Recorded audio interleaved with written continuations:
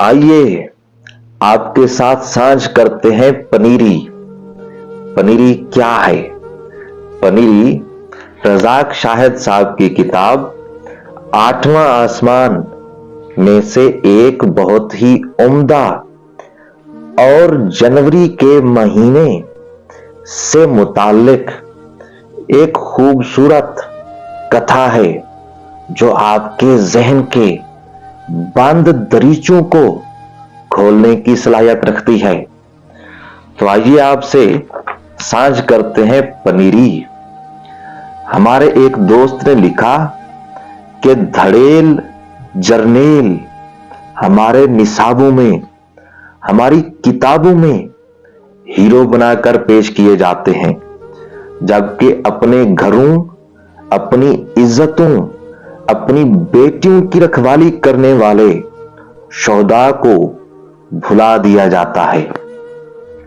ये पढ़कर आवाज आई, क्या जरूरत है, क्या जरूरत है हीरो बदलने की?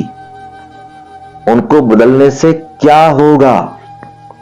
गौर किया तो ये आवाज मोहल्लात के बुर्जों से आ रही थी। आगे बढ़े तो आदिल के ऐवानों से भी इसी तरह सरगोशी सुनाई दी। यानी पागल हो गए हो? हम तो अपने कातलों को, अपने गासिबों को गले लगाया करते हैं और तुम हो के इब्ने कासिम और गजनवी को बुरा भला कहने पर उतर आए हो। आगे चले तो मिंबरों से फलाह का बुलावा आया। कदम बढ़ाए, कदम बढ़ाते चले गए, कदम बढ़ाए, दस्तार संभाली तो बुलाने वाले की आवाज बारूद के धुएं और धमाके में दब कर रह गई। भागते चीखते इंसानों के बीच एक आदमजाद खड़ा रहा। उलझे बाल, पथराई आंखें, मिट्टी और खून में नहलाया हुआ। अब भाग क्यों रहे हो? चिल्ला क्यों रहे हो? कहां तक दौड़ोगे? कहां तक रोओगे? कातलों को हीरो बनाओगे तो फिर लाशें भी उठाओगे। अच्छा, तू बिन कासिम को खूनी कहता है? तो क्या वो कपास चुनने आया था या चावलों की पनीरी उगाने आया था? यहां जो बोया उसने तुम अभी तक उठा रहे हो। क्या मतलब? उसे चच्चाजाद बादशाह ने वापस बुलवाया और माले गनीमत का हिसाब मांगा। तुझे पता है ये माले गनीमत होता क्या है?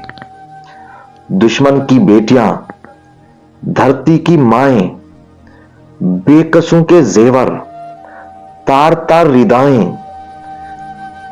ये होता है माले गनीमत। सुलेमान कोई नैब का चेयरमैन था जो हिसाब लेने बैठ गया। वो उसका भी बाप था, बाप। उस पर झगड़ा हुआ और तेरे हीरो को वासित के कैद खाने में बैल की खाल में सिलवाकर मार दिया था।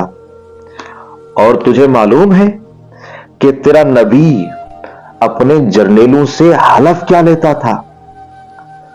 इबादत गाह पर हमला ना करना और जो उसमें पनाह ले ले उससे नहीं लड़ना, और तू बच्चों और बूढ़ों को नहीं मारना। दुश्मन की खेती और जानवरों को नुकसान नहीं पहुंचाना। और उसी नबी के कलमा पढ़ने वाले गजनवियों और गौरियों ने क्या किया तेरे साथ? 17 हमलों की गर्दान से जबड़े अकड़ गए हैं तुम्हारे। इसी दौरान टीवी पर गौरे देश के सफेद ऐवानों में सर पर स्याह रस्सी लपेटे ایک نورانی چہرہ بولا، ہم نے مغرب کے کہنے پر پاکستان میں انتہا کے لیے پیسے خرچ کیے۔ والسلام۔